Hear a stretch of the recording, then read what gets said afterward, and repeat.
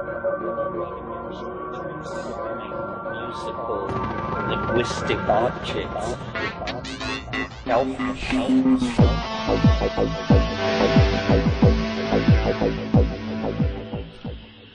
Greetings from Cyberdelic Space. This is Lorenzo, and I'm your host here in the Psychedelic Salon.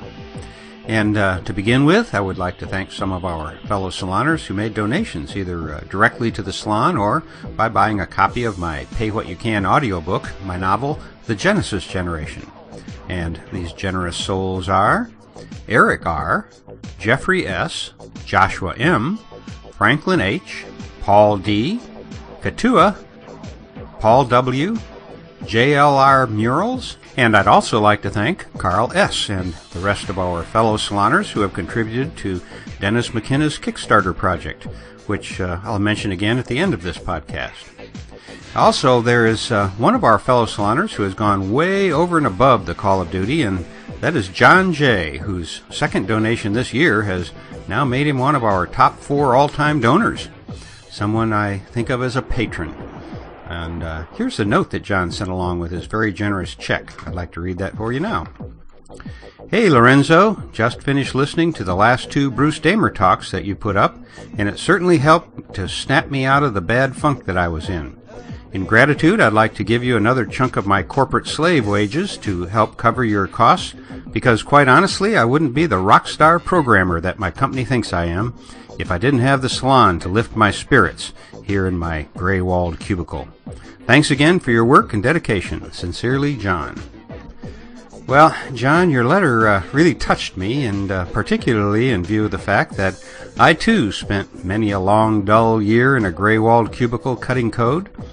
Although I never did make it to the Rockstar League, and that's probably why I eventually got sidelined into management. But that's another story. My point in reading John's letter is to emphasize that we all have to continually find ways to hold ourselves together, whether it's the salon, other podcasts, music, reading, or whatever. As world events continue to unravel at an ever-increasing speed, it's you and me and the rest of the psychedelically inclined thinkers on this little planet who I think are going to be the ones who are likely leaned upon by our friends and families when things get really strange. And most likely that's going to be sooner rather than later. And don't think that you weren't meant to be one of the strong ones. The fact is that you wouldn't even be listening to these podcasts if you weren't a long-term survivor. Instead, you'd be out chasing that ever-elusive material dream. So, to John and to all of us current and former cubicle workers, factory workers, professionals, farm workers, and military women and men, all of which occupations I've had at one time in my life or another. Well, I guess almost all of them. I was a military man, but not a military woman. But then I guess you could have figured that out on your own. At least I hope so. Anyway, all kidding aside, I want to thank you all for having the courage to get up and go at it again each and every day. I know how hard that can be sometimes, and you're all heroes in my book. Now, as promised in my last podcast, today I'm going to play part 1 of the last interview that Terence McKenna gave before his untimely death in April of 2000. As I mentioned last week, we have 3 people to thank for the opportunity to play this interview. First of all, it began when fellow saloner Alex Chuck Wall took it upon himself to get permission to play it here in the salon. And with the help of the Traveler, they were able to make the 2 CD set of recordings available for me to play here in the salon. So after they contacted me to let me know that, I asked Eric Davis if it was okay with him, for, as you know, Eric Davis is the one who actually conducted the interview for Wired magazine. And here's what Eric had to say. Hey man, go for it. I own the tapes. The CD we made has long ago sold out, though I still have a few copies, so let it fly. Not sure if you're going to introduce the interviews, but please just mention my name and Wired's name. Let me know when you release them so I can send folks that way. I know there are already chopped up versions floating around the MP3 verse, so I'm glad that this dude made some continuous tracks. Cheers, Eric. And thank you to the 3 of you for making this important piece of our tribe's history available to all of our fellow saloners. And in particular, I do want to again thank Eric Davis, because It was Eric back in 2003 who was the first speaker to agree to talk at my initial Palenque Norte lecture series at the Burning Man Festival. And it was Eric who was also very instrumental in helping me to get some of the other speakers involved. People like Daniel Pinchbeck and Allison and Alex Gray. You see, it was out of the Palenque Norte lectures that this little psychedelic salon project has grown. And so I give Eric a lot of credit and thanks for his longtime support of the salon and of our Burning Man projects. And now, without any further ado, let's join Eric Davis and Terence McKenna in Terence's home sometime around the end of October 1999. And in about 6 months' time after this interview, Terence would be gone. And as you will now hear, although hope for his survival at the time was still quite high, the effects of his recent brain surgery and the multiple medications they were giving him seemed to have worn him down a bit. But while it isn't the same old bouncy Terence that we know and love, I think that you'll be amazed as I am at the power of the mind of Terence McKenna, along with his ability to make complex ideas understandable, both of which powers stayed with him right up until the end. Now let's join Eric Davis for an introduction to the last interview of Terence McKenna. I'm Eric Davis, and I had the great good fortune of spending a few days with Terence McKenna and his girlfriend Christy Silness in their jungle home on the island of Hawaii in November 1999. Sadly, the occasion was not so fortunate. McKenna had been diagnosed with a brain tumor the previous summer, and he was home recovering from a recent craniotomy. I was there to profile him for Wired magazine, and it turned out to be the final interview he gave before his death, at the age of 53, in April 2000. McKenna's home lay along a rutted road that wound its way up the slopes of Mauna Loa from the South Kona coast. It was a white, modernist origami structure topped with a massive satellite dish and a small astronomy dome designed to house a telescope that McKenna could not yet afford. The house and gardens were surrounded by a riot of vegetation, but among the native flora lay thick ropes of Banisteriopsis caapi and a sprinkling of flowering Salvia divinorum. Every morning I ascended a spiral staircase decorated with blue LEDs to get to the study, where McKenna spent the bulk of his time, either working on his Macintosh or sitting cross-legged on the floor before a small oriental carpet, surrounded by books, smoking paraphernalia, and twigs of sage he occasionally lit up and wafted through the air. His library was magnificent, thousands of books on alchemy, Tibetan art, Hindu metaphysics, systems theory, archaeology, astronomy, and, of course, psychoactive lore. During the day, I asked the usual reporter's questions, but in the evening we would relax and follow less quotidian pathways through the cosmos of conversation. McKenna rose to the occasion of his own mortal condition, and though he tired quickly and occasionally spaced out, he was as brilliant and funny as ever. What follows are edited portions of these dialogues. So, what was your first encounter, with psychedelics, either in a strong way or just? Well, was a friend of mine when I graduated from high school, and they were building that band, so he insisted that we eventually smoke pot and take acid, and I had never encountered old lefties or acid heads or musicians or people who gave a shit about any of this stuff before. It was all new to me. I had just come from Colorado to the West Coast, so I was easily swept into all of this. And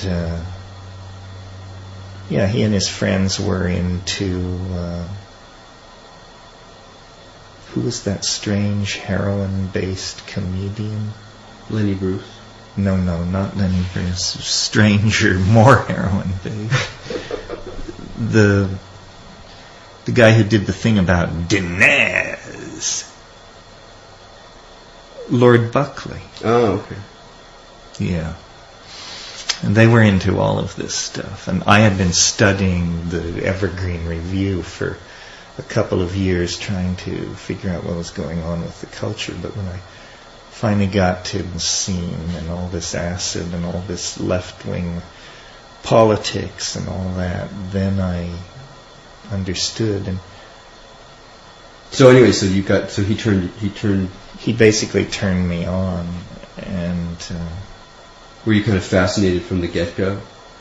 Well, I'd been worrying about mescaline since I'd read Doors of Perception 3 or 4 years before. And I'd also read Havelock Ellis's The Dance of Life, which has a long chapter on mescaline. Actually, that passage in Havelock Ellis, it's only a page or so, is one of the most seducing passages in all of psychedelic literature. He was taking peyote at the turn of the century. These are the people who really got into under the wire. People who took it 100 years ago. Can you imagine? That is hard to grab hold of.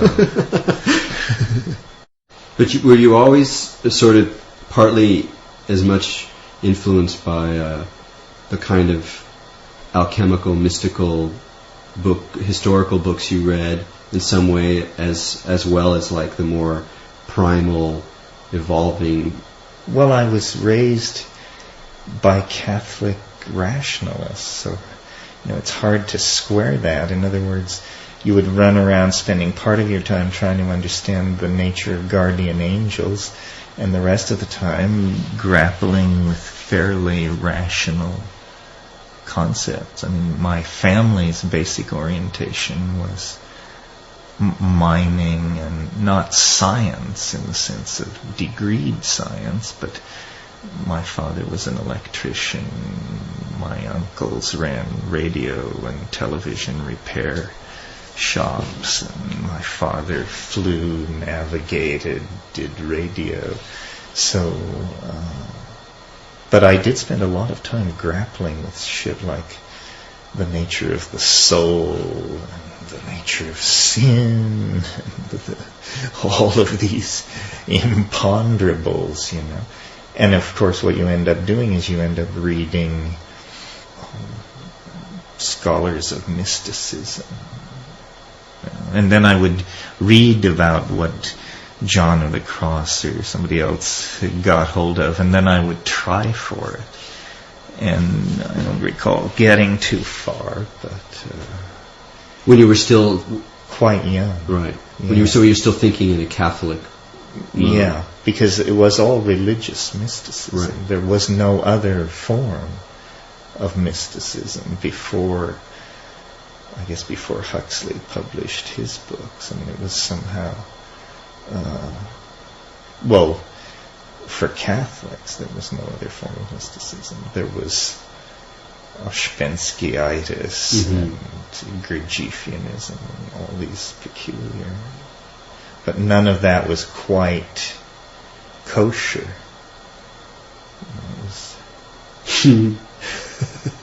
Did you have a break with Catholicism, or did it just mutate into all of your... It sort of mutated.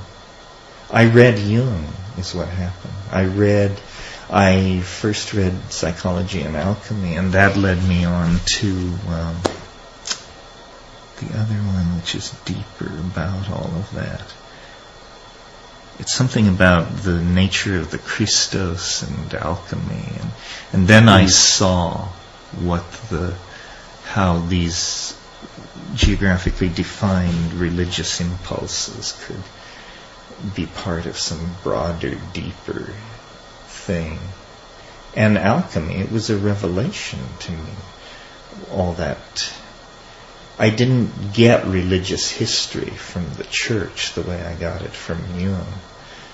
Because from Jung I realized it was books. And so you could read these books. I mean, it was torturous. It was when I was first going to Cal. But on the other hand, I had a library card, and I could actually get at this stuff in whatever form it can never be gotten at. I mean, alchemy makes no sense at all if you actually read the literature. Right. So when you decided to start speaking, or doing these conferences and speaking on the radio, did you have a sense of a kind of mission? Well, I always felt people should know about psychedelics, that was the untold story, that if there was anything new to be said or brought into the cultural dialogue, it was the news that these psychedelics were not these very tricky to manufacture drugs like LSD, but that it was really about plants. And I don't know if I would say I had a sense of mission. I certainly thought it was a fine idea that people realize. And I was also interested in feedback. It wasn't that I wanted to enlighten people. I wanted to hear what people had to say about this stuff, because to me it was all so confounding. The transformations of language, what it did to information. I mean, that's still what psychedelics are about. It's what it does to information. So, talk about that a little bit. How do you... Well, it seems to show some kind of,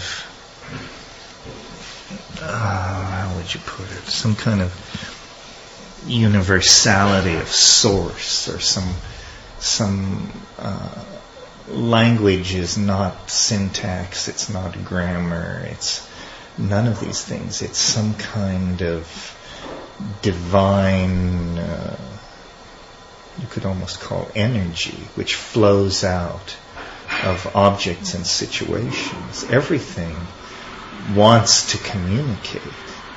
And so then what the chain of being is somehow handing connectivity on, to the next plant, animal, human being, work of art, whatever it is. And I still grapple with what all this means. And to me, it's the most psychedelic part of the psychedelic experience, is when you get the logos coming out of the trees, the rocks, the berries, the water, everything.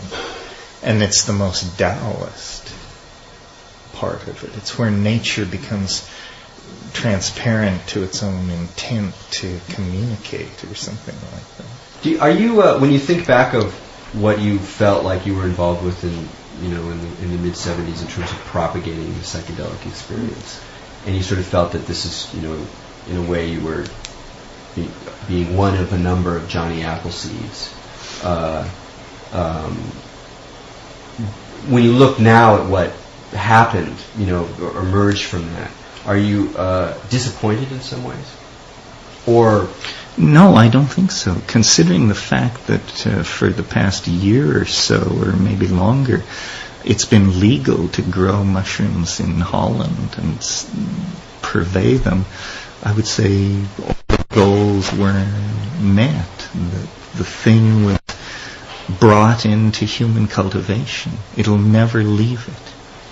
It's a very rare thing to be able to bring an organism into the human family like that. And when we found Stropharia cubensis, it was standing waist deep in cow shit, and now it's part of the human family of agricultural production. It'll never leave it. It'll always be part of global culture now. So.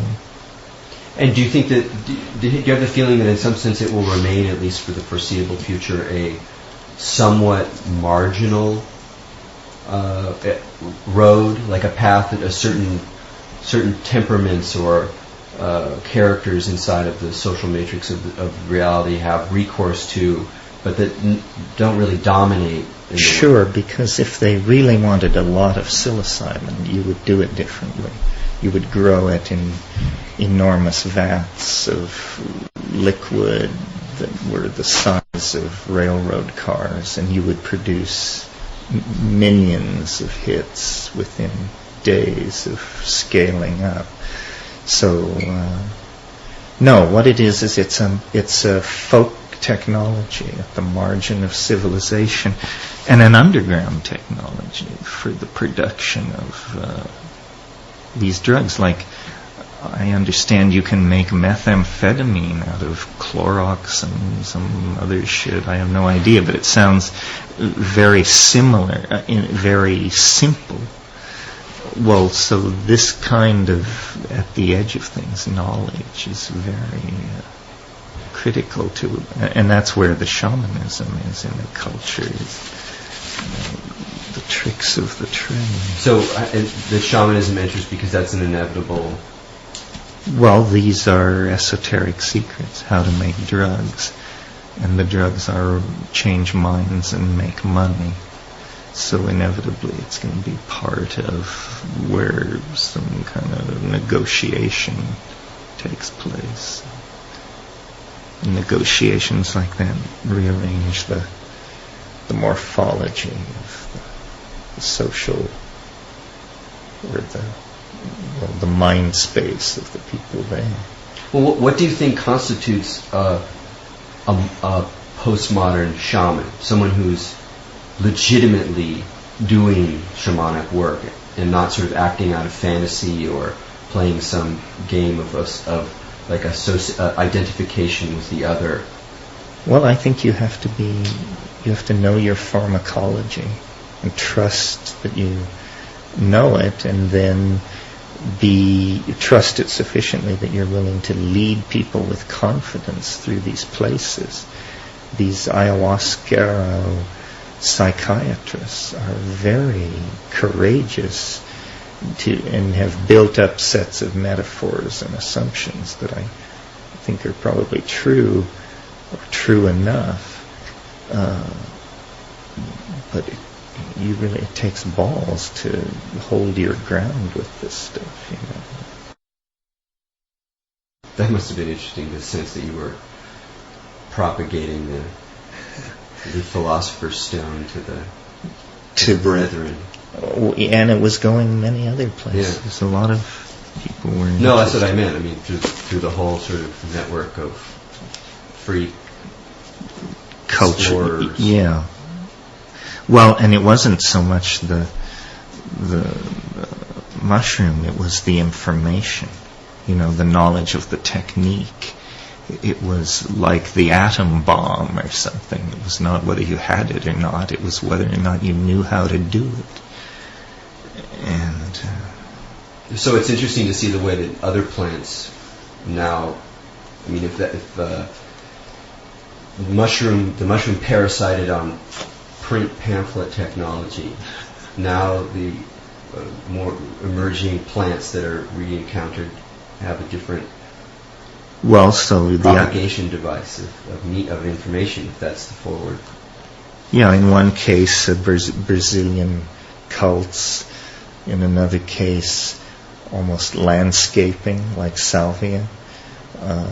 I don't know if you've seen those clumps of salvia on the road, but all the blue flowers and all that.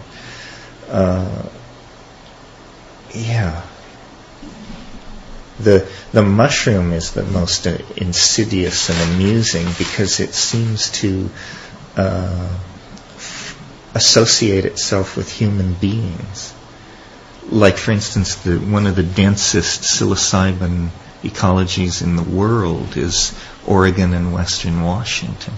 Well, one of the main industries of those areas where these mushrooms are so dense is the production of sod to be shipped all over the country and world to be pushed into malls and hotel lawns and golf courses to spread. So it's essentially an enormous economic engine for spreading psilocybin spores throughout the planet.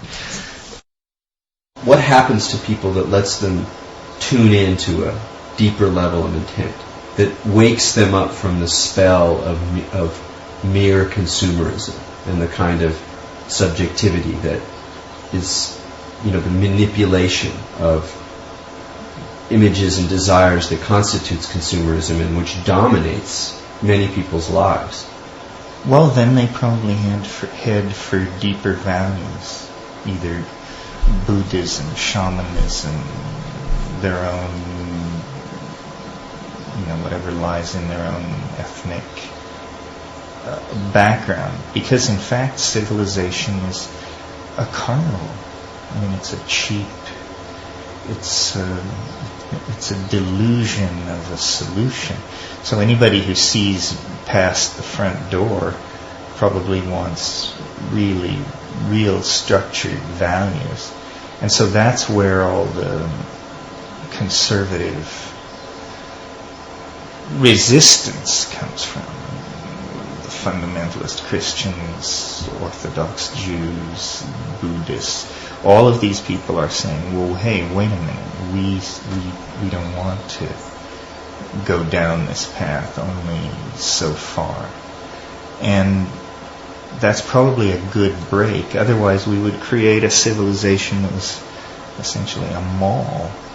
And there's enough of that anyway.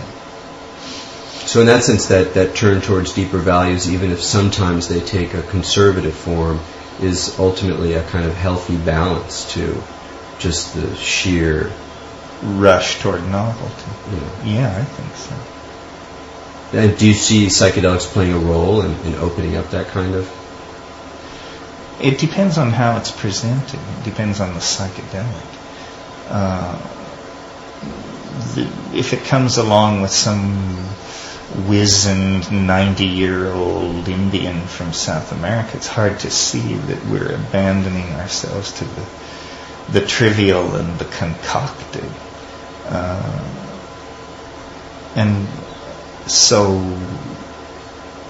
it's a marketing and packaging issue, basically. And so what would that look like then, if you were? Well, I'd say the wrongly packaged version would be some kind of, like Castaneda is a formulaic cult. Do these things, take these drugs, follow these instructions, and moral obligation will flee from your ken. Nobody can be that foolish.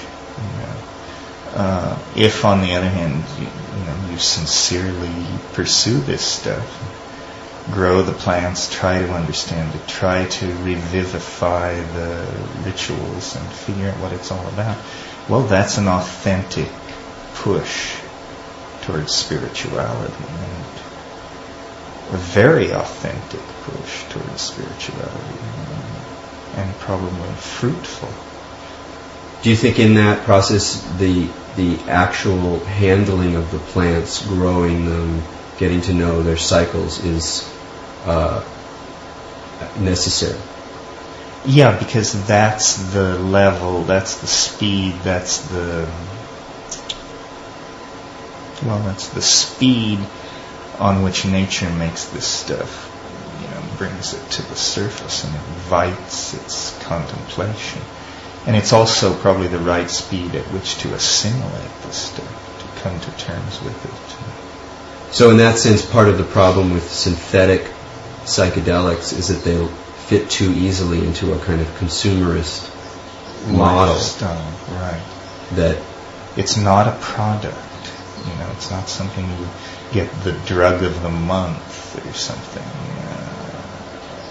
Although all these things have been proposed and some have been tried, it seems to me the shamanic drug of the month is not a very appealing idea.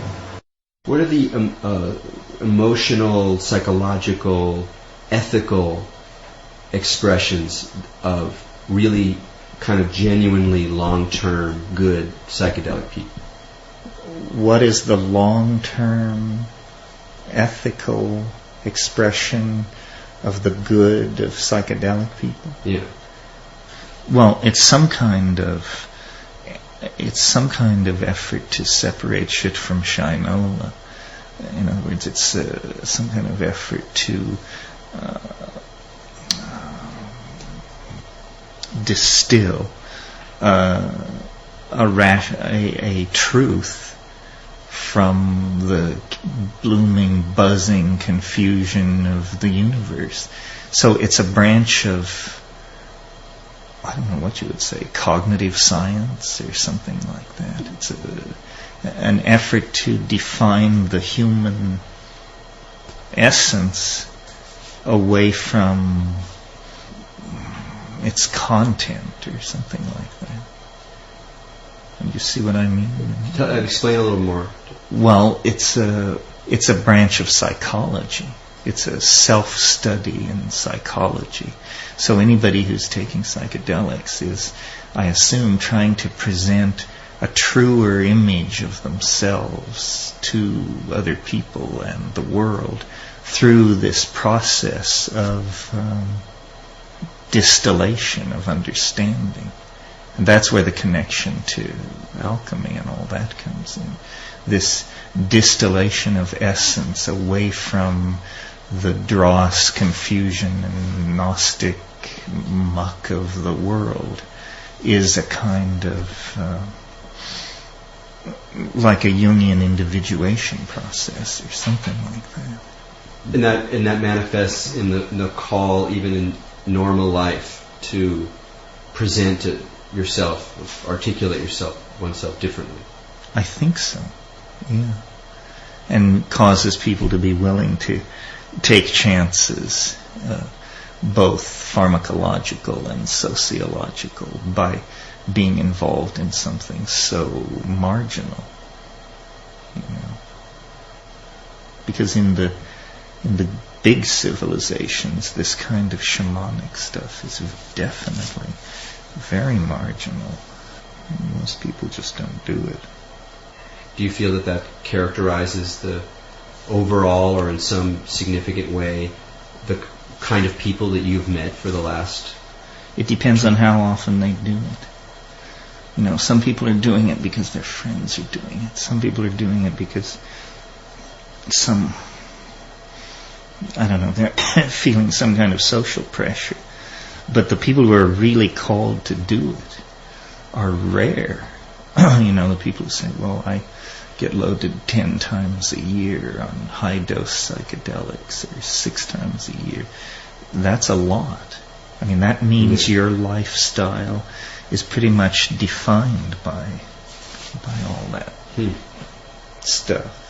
Yeah, I would love to know what the real numbers are. How many people a year get really loaded once you get the Amazon Indians out, you know, the Mexicans out, and a few of these people out. It's hard to even know how you begin to make an estimate, you know. Before your sickness, how often did you do large journeys? Less and less often.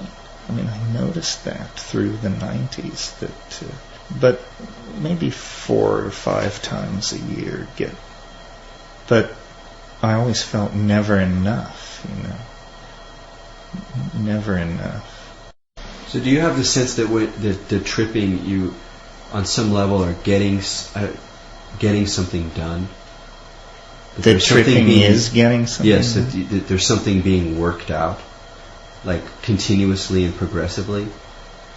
Yeah, I assume that basically the download called history, meaning all the technology, social innovation, philosophy, art, fashion, architecture, is some kind of dialogue with this, higher mind. I'm not entirely comfortable with that, but this higher mind that keeps showing these different facets through the mist. I mean, that science and psychedelic and all this is a dialogue with the mathematical deep structure of nature. And that somehow as you get that out, there's this sense of progress, more than a sense of progress. And in terms of what is it all leading toward or what it's about, it must be something about like the spiritualization of matter. That matter is evolving toward quintessence or essence or something like that. And, you know, we're the startled witnesses to this thing because we're part of this stuff that I called emergent properties, or, you know, the side effects, you could almost say, of the universal emergence of matter into spirit. Because that's what biology is. I mean, I think biology is the quantum mechanical magnification of uncertainty into macrophysical space, so that essentially we're chemical systems that by some means yet to be understood amplify quantum mechanical uncertainty into dimensions such as we see, and that permits these emergent properties and systems and morphologies to show themselves, and that's the trick, or that's the trick explained on one level. You know, it's funny when in your raps you stay away from what to a lot of people would consider spirituality. In a way, like the way that somebody would present their, Jewish spirituality or a kind of Buddhist practice or whatever. You don't talk. In fact, often you sort of like you slag the guru model, and you kind of separate yourself from that, and you really have a kind of like you've maintained the sort of I don't want to quite characterize it right now, but and yet at points obviously you are motivated by something that in your own language you would call spiritual. Well, what comes up around that word? I guess I believe I'm some form of progressive history, that history is progressive. So then the story of evolution and biology and human culture and all this is assumed to be a story with a happy ending. So in a way, this belief in telos, which is not philosophically sanctioned, or this eschatological vein in my personality, is what gives it a spiritual impulse. But it's the idea that time, it's an alchemical idea actually, it's the idea that time will perfect matter, and I think it probably will perfect matter. What do you think about, do you think that like postmodern spirituality is a sort of legitimate term or project? You mean to believe or involve yourself in, or believe? It's not really about belief. I mean that whatever the kinds. I mean, there's a lot of people now who are developing a relationship with all different kinds of spiritual practice, and they're not really doing it even in the way that people did in the 70s, where there was so much more true believing. It's a different kind of relationship. It's probably on a short spin, a short cycle that a lot of empiricists are taking up Dzogchen, and that how long can that go on? So then there'll be a lot of revisionism and rethinking and recasting of all this, which is the very best thing for it. Yes, it is. So were you ever very interested in meditation or yoga? When I was in India, and immediately before I went to India, when I was in the Seychelles the first time, I was, because when I was in Mombasa, Kenya, I came upon this place called I can't remember. Anyway, it was a library that was basically having a bargain sale in theosophical literature. So I took about 50 kilos of yogic Arthur Avalon theosophical literature with me to the Seychelles. And that was what I read and worked through when I was out there. How is it that you relate to mysticism, to mystical experience? Oh, you mean as a source of valid data about what's going on? Not even that far. I mean, that's one way of saying, of judging it in one way or another, and it doesn't necessarily be valid data. It's just, I mean, you've been interested. I mean, this library, obviously, mysticism is completely surrounding us. Well, I guess I would say the more personal the mystical indicator is, probably the more likely I am to take it seriously. In other words, it seems to me, if you extrapolate your mystical insight beyond the personal, you probably enter into the domain of inflation, of some kind of psychological inflation. And So was Plato inflated? was Plato inflated? No, probably not, but he probably gets a pass as some kind of pioneer. You could just start out by talking about the relationship between technology and shamanism. Well, you remember Iliad's basic book, which is Shamanism, the Archaic Techniques of Ecstasy. That book was originally written in French, and in French, as I don't have to tell you, the word technique has this dual meaning of both a way to do something and a technology. So, from Iliad's point of view, shamanism was always about using techniques to achieve these, what he called ruptures of plane. And these ruptures of plane were these breakthroughs into these healing spaces. And for him it was always drugs, yoga, or ordeal, or maybe yoga / ordeal. So, in a way, pushing on the frontier of language and pushing on the frontier of technique always brought some form of breakthrough. I mean, I suppose the perfect example would be fire, where fire must have been something. We talked about the Smith thing yesterday. But so fire technology, the transformation, the visible transformation of materials through heat, and all of that leads straight into better weapons, stronger building materials, and so forth. So, I mean, do you see then that even though the West turns away from the worldview of pre-modern the enchanted universe, is that there's still something in that process of technological development which is linked to those older technologies? Well, the way chips are made and the way solid state objects are assembled often is just a matter of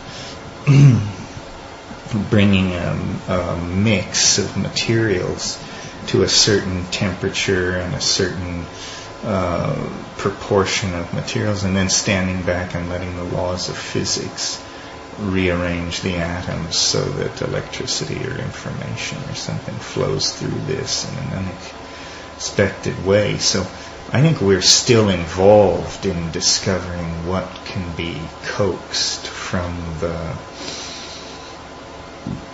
the physical world just by letting physical laws unravel themselves.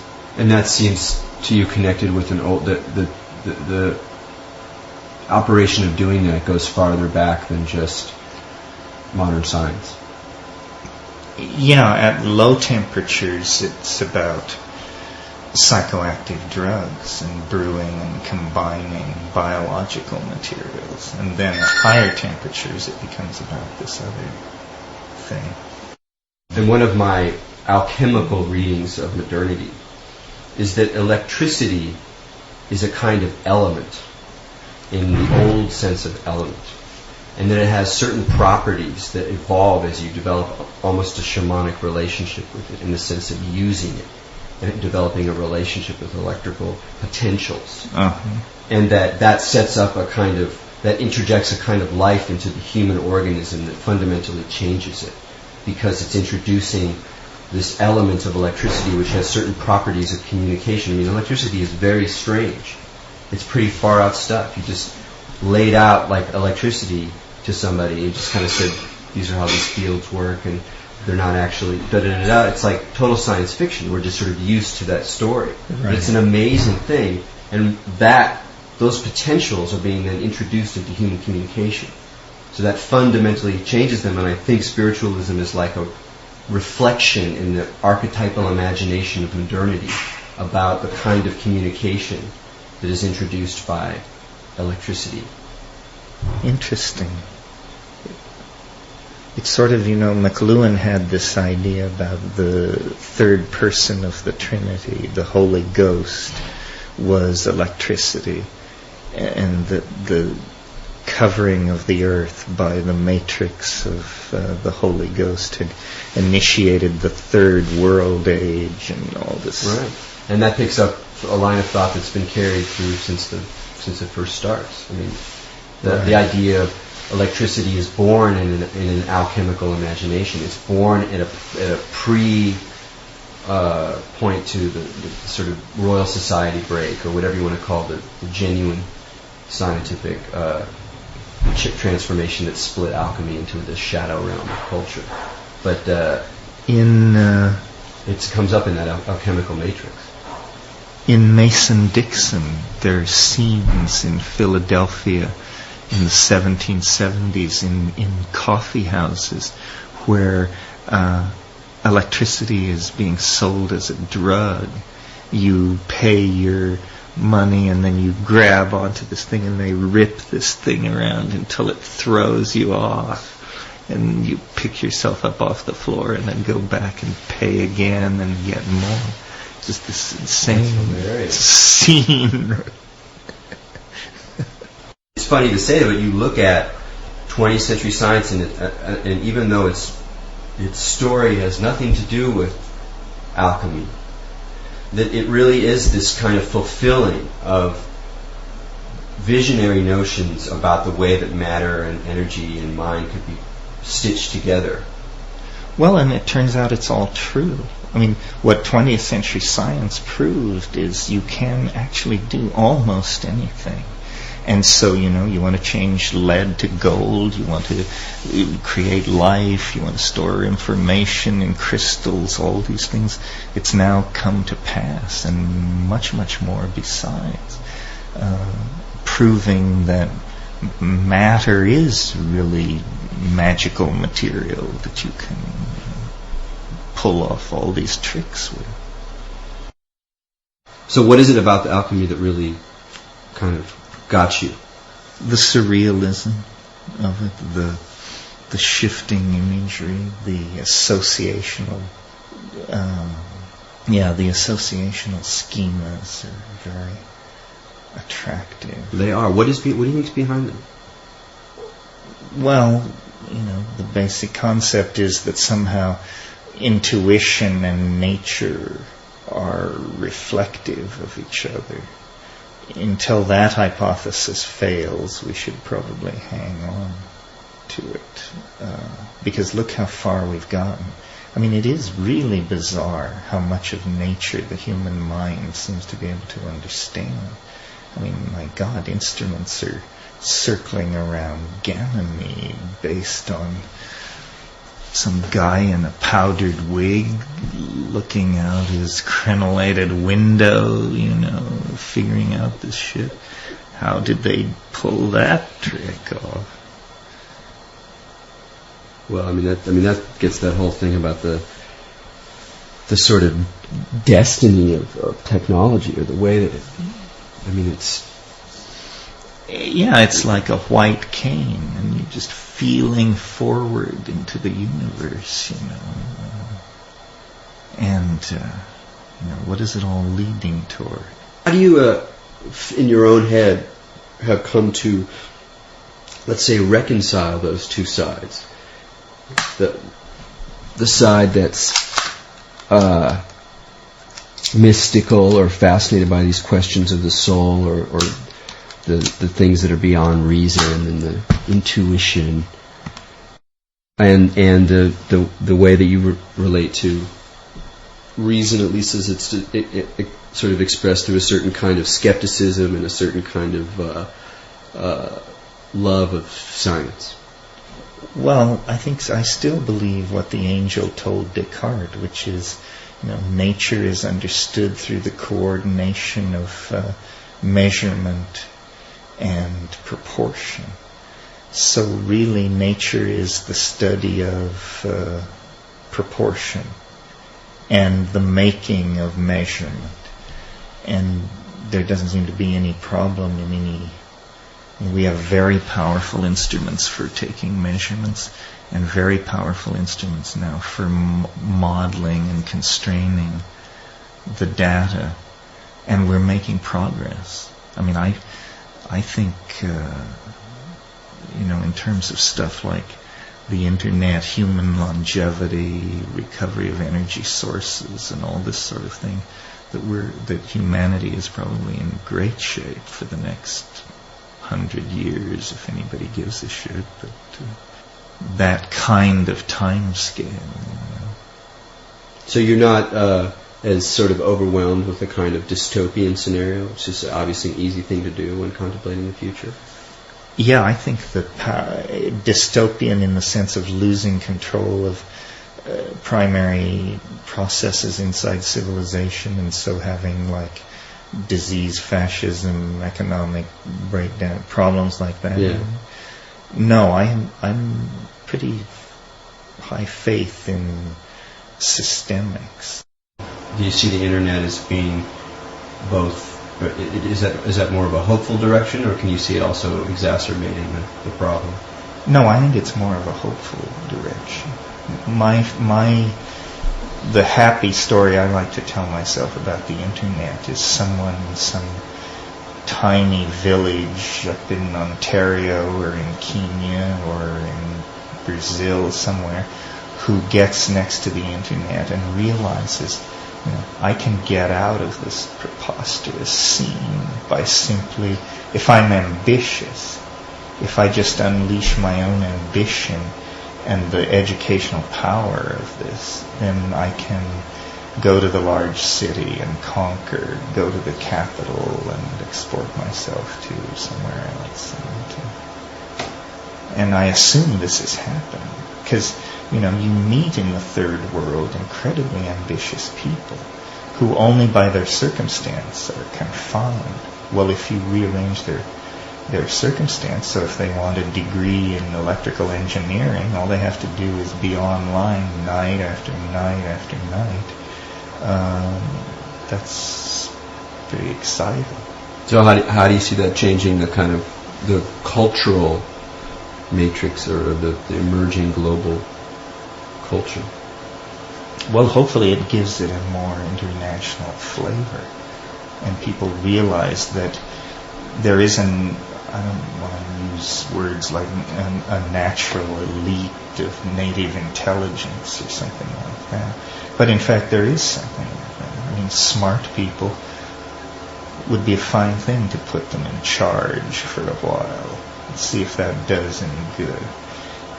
They're taking charge where the money is, but that's not a very deep value.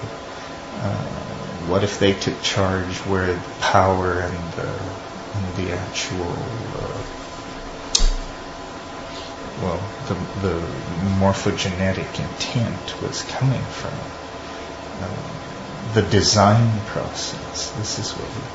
But do you see that happening? Are you? If that's sort of your vision, you must be a little concerned about the evident power of money and pure greed to largely drive development rather than design principles with an eye towards the future and social equity and ecological improvement. Yes, except to some degree, except that it is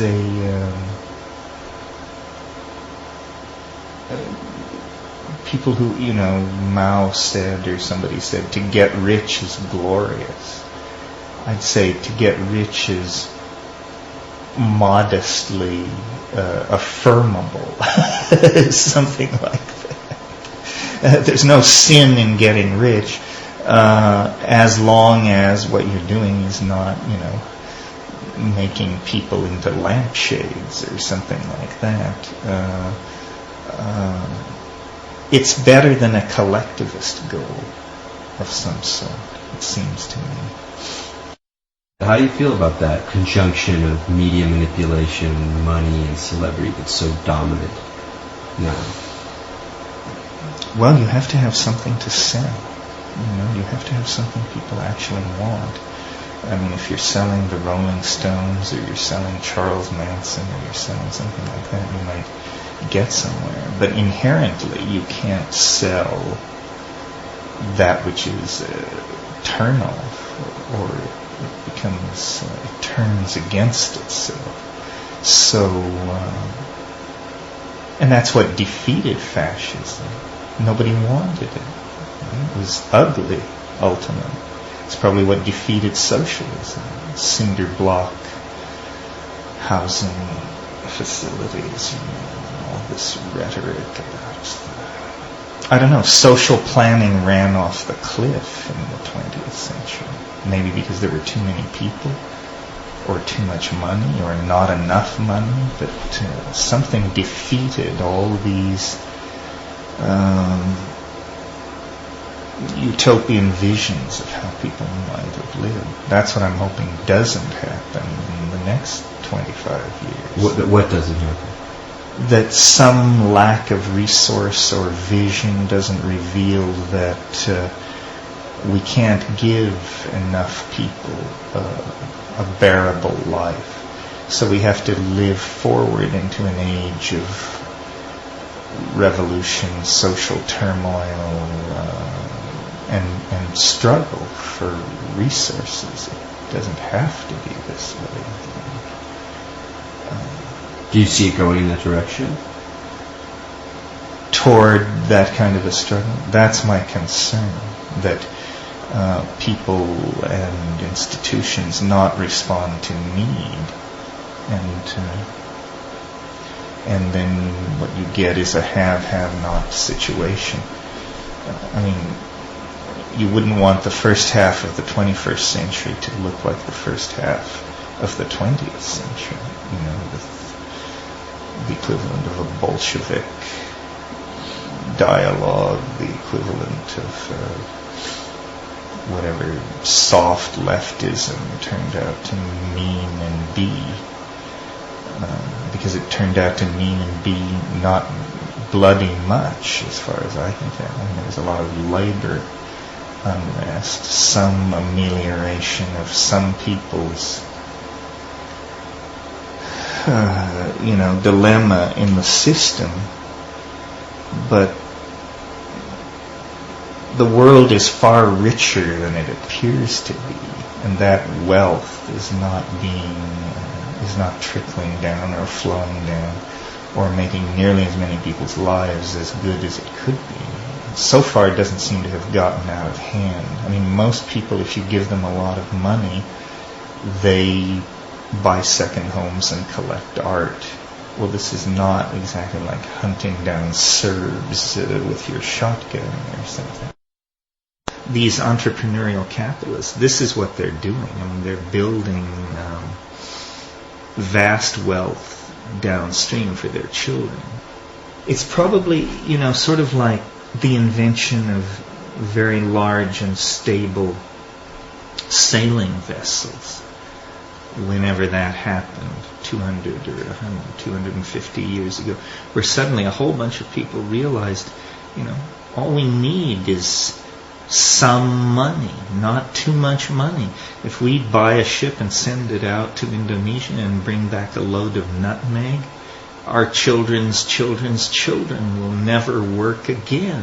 We need one load of this shit. And they have to work, of course, and then they get a certain lifestyle and a certain amount of social respect out of it. But I think what they really get out of it is the satisfaction of knowing that they've secured for their heirs a comfortable existence unto the 9th generation or something.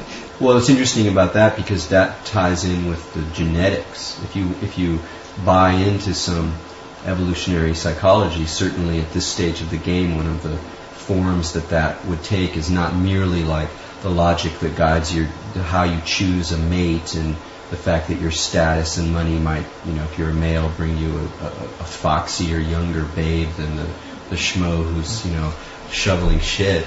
That one form that would take would, of course, be to maintain your genetic line in as great a situation as possible.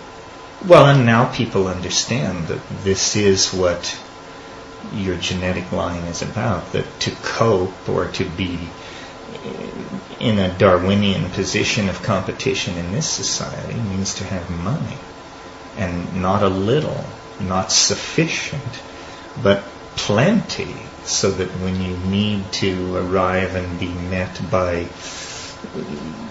Rolls-Royce limousines or whatever, that it's not an issue, and this all comes down. But do you see that there's also kind of madness to that? Yeah, I'm not motivated. I mean, as you see, I need a place to keep some books dry. Having achieved that, my motivation falls to pieces. And it's, all right, what else do we need to keep dry? Some firewood, okay, a truck, okay. That's about as far as I can go. The way that technology, that the internet would allow you to build a different kind of career, because you don't like traveling. And what are you working towards? Well, essentially the Philosopher's Stone without any dross. In other words, everything I require of the alchemical quintessence, the internet provides, except physicality, which I didn't require. So that's what I meant. I think I said to you yesterday or the day before that at times these technological developments have taken place that seem to me designed uniquely for my own satisfaction. Sputnik couldn't have worked better for me. Acid, rock and roll, small computers, large computers, the internet. So in my internal story about what's supposed to happen, everything is happening right on time, right on schedule. I mean, this is the thing, that if you believe knowledge is power, which I certainly do, then the internet is the dispensation.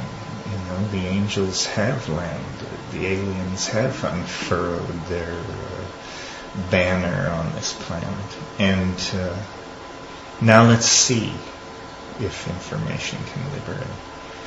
That's why I don't want to do something stupid like die and miss the whole unfoldment of this proposition that knowledge is power, information will liberate, and it will be settled in the next 10 or 15 years. Either they'll get a handle on it, whoever they are, whatever a handle means, or it will slip from their control, and it will be clear that some kind of dialogue is now going on between individual human beings and the sum total of human knowledge, and that nothing can stop it, that some kind of renaissance, some kind of total new relationship to knowledge and possibility is put in place. The idea you had about, and I've heard you mention before, about somehow taking advantage of the net to allow you to continue your career without having to move around so much. I mean, that seems to be one of the real weird paradoxes of the scene we're in, is that at the same time as we're creating all of these great communicating devices, that people are flying around to conferences, to talks, even more than they ever have before. Yeah, well, I don't really understand that. I mean, like this morning I was looking at the brain tumor list. Well, fully 1/3 of the brain tumor list is people planning get-togethers at the next brain tumor conference. Will you be going to Atlanta? Will you be going to Vermont? Are you going to London? So no matter whether you're in investment counseling or dying of cancer, you can turn it into a circuit, a life, a phenomenon of some sort.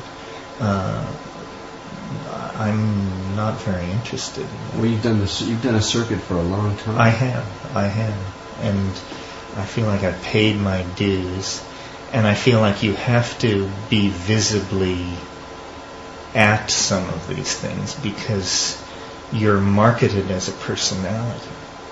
And I am not William Burroughs, nor was meant to be, but I am interested enough in being read that I'm willing to sign books and stand up and tell stories.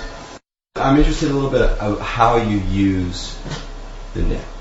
Like you say you spend maybe 4 hours a day doing email, but then also surfing. Well, basically as an informational resource, an oracle, and sometimes even almost like a magical oracle. I mean, words will come to me, and so I'll search them and just follow the stuff where'er it leads. So, I don't know, there's some term for that, I'm not sure what it is. But yeah, it's like a... Term for what? That style of... Yeah, surrealists. I guess automatic writing, except this is automatic searching, inquiry, or something like that, where you just cast bread upon the waters and see what comes back, Do you ever have the sense of, as you develop that kind of relationship to it, that it becomes more alive? Well, it becomes more synchronistic in the way that, people have said the I Ching seems eerily alive because it anticipates and it seems to respond like a thinking thing. So in that sense, it doesn't become so much more alive as it becomes more intelligent. So maybe really the key to bringing the net through is to discover universal grammars that cause it to appear alive. You're listening to the Psychedelic Salon, where people are changing their lives one thought at a time. Now, I've listened to Terence's last word just now a couple of times, and am I hearing things, or does Terence's voice sound somewhat unusual here? Now, I won't say what it makes me think of, but I'm sure you already have some ideas of your own. Also, let me quote what he had to say just before that, because I think it's really worth hearing again. He said, and I quote, "Now let's see if information can liberate. That's why I don't want to do something stupid like die and miss the whole unfoldment of this proposition that knowledge is power, information will liberate. And it will be settled in the next 10 or 15 years. Either they'll get a handle on it, whoever they are, and whatever a handle means, or it will slip from their control, and it will be clear that some kind of dialogue is now going on between individual human beings and the sum total of human knowledge, and that nothing can stop it, that some kind of renaissance, some kind of total new relationship to knowledge and possibility is put in place." And, it's now been over 11 years since he said that, which means that if his prediction is to be considered, then we have to keep up the pressure on all fronts and in every country to keep Internet access inexpensive and widely available to every person on the planet. By the way, early in this interview, you just heard Terence mention the mescaline experiments of Dr. Havelock Ellis. And if you're interested, I've located an 1898 essay written by Ellis that is titled Mescal, A New Artificial Paradise. And I've linked to it in the program notes for this podcast. It's a truly interesting essay in which he documents the first time he tried mescaline, which was on Good Friday in 1897. And this actually may have been the first use of that substance outside of the Americas. In fact, this well may be the world's first trip report written in English. So you may find it worth your time to read if things like that interest you. And as for their discussion about the virtue of online conferences versus in-person conferences, well, I have to admit to being on both sides of that issue. When I was working in the corporate world and earning a nice living, I could afford to go to quite a few workshops and conferences, And had I not attended these events, I seriously doubt if I would even know some of the people who are now my closest friends. For example, it was at the All Chemical Arts Conference in Hawaii in September of 1999 that I first met Bruce Damer, Galen Brandt, John Hanna, and many others.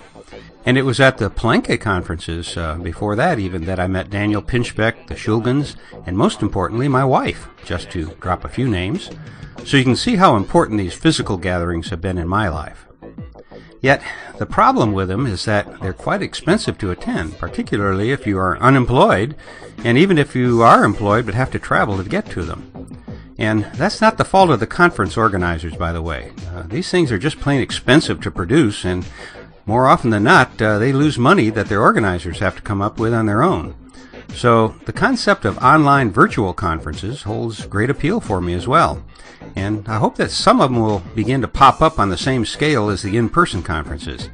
I've made virtual appearances at a few of them over the years, and I'm sure that many, if not most of the speakers on the psychedelic circuit, if there is such a thing, would participate without charging a speaker's fee for large, properly organized online events. So put your thinking cap on if the idea excites you, and maybe go out on the GrowReport.com's forums and find some others to work with you and put some of these online events together to see if a workable format can be found. But speaking of in-person conferences, there is one that is being held this coming October 14th to the 16th, to be exact, and it's in New York City, which is close enough to a large number of people that it should be an excellent place to find many of the others in your area. As you might have guessed, it's the Horizons Perspectives on Psychedelics Conference, which is this year celebrating its 5th year. And big congratulations go out to all the people who work on that important conference for keeping the flame burning in the Big Apple for all those years. I'll have more to say about that as the date gets closer, but you can keep up with their listing of speakers at their website, which you'll find at Horizons NYC. That's HORIZONS.NYC.org. Well, that's going to do it for today, but my plan is that tomorrow I'll get the second part of this interview out to you and not keep you waiting a week to hear the rest of it. And I'll be mentioning this again in more detail in my next podcast, but I want to remind you that there is still time to make a pledge to Dennis McKenna's Kickstarter campaign, in which he hopes to raise funds necessary to write and publish a definitive biography of his brother Terence. And I'll again put the link to that campaign along with the program notes for this podcast, which you can find via psychedelicsalon.us. And if you're interested in the philosophy behind the salon, you can hear something about it in my novel, The Genesis Generation, which is available as a pay-what-you-can audiobook that you can download at genesisgeneration.us. And if you can't afford to pay anything, it's available there for you for free. And for now, this is Lorenzo signing off from Cyberdelic Space. Be well, my friends.